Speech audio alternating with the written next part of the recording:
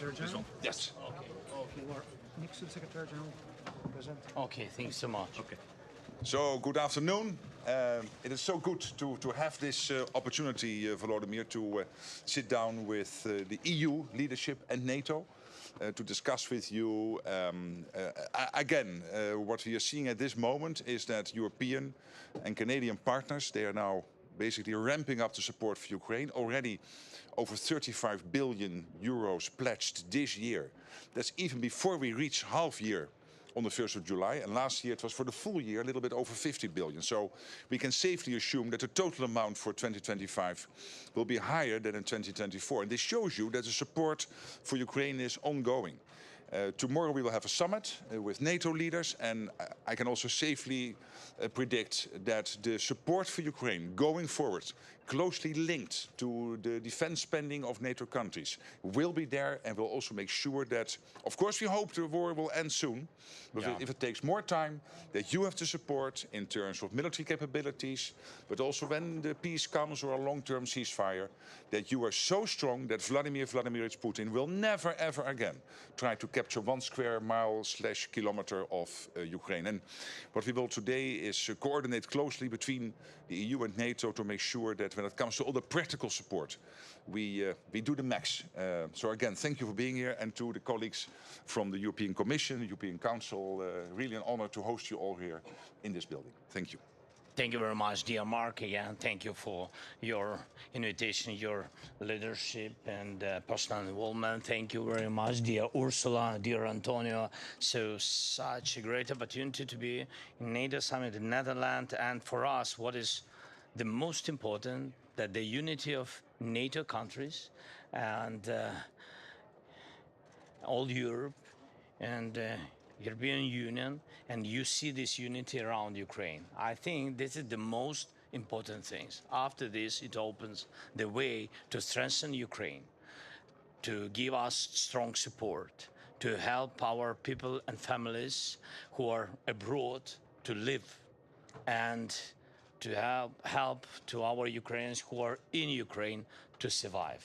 And I'm thankful for your big union and big unity. Thanks for air defense, additional military packages, and thank you that you stay with us.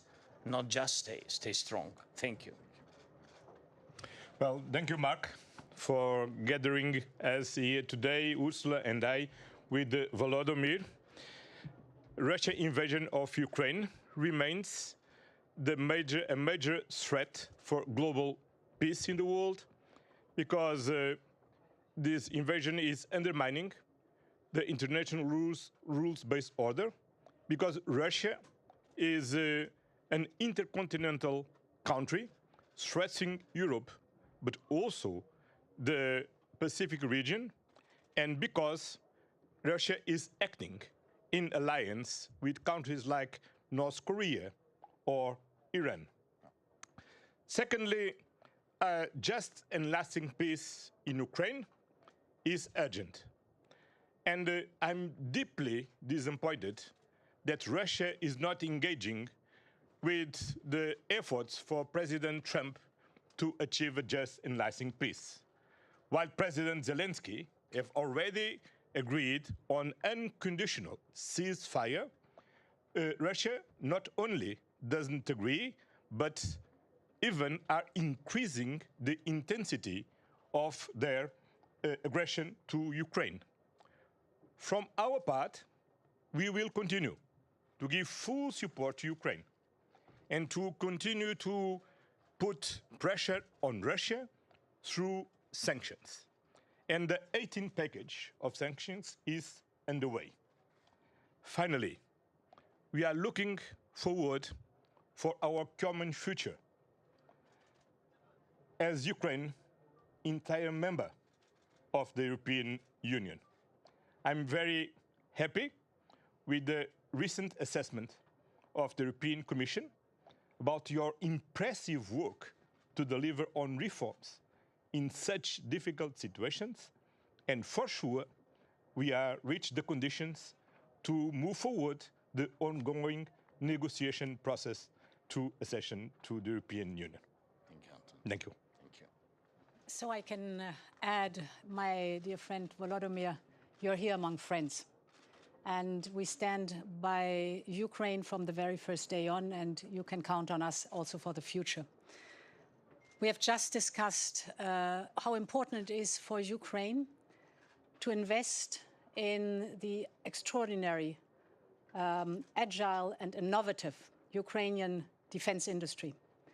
Therefore, we have designed a funding program of 150 billion euros, we call it SAFE, where member states, but also Ukraine and other partners, can take these loans to invest in the Ukraine defense industry, which has shown its ability to innovate, to produce fast and reliably at scale. We can learn a lot from you, what that is concerned, but in this way we can support you also for the survival of Ukraine. Secondly, of course, there's constant financial support to Ukraine because we know you're fighting a war that is also protecting our values and our principles. And thirdly, indeed, we have to put pressure on President Putin that he comes to the negotiation table and that he's engaging seriously in negotiations for a just and lasting peace. Therefore, the 18th sanctions package is a biting one, is a hard one. I know that our G7 friends will follow suit with their sanctions. So all this shows you are among friends. You can count on us. We stand by your side. Good? Okay. Okay. Thank you. Thank you. Thank you so much.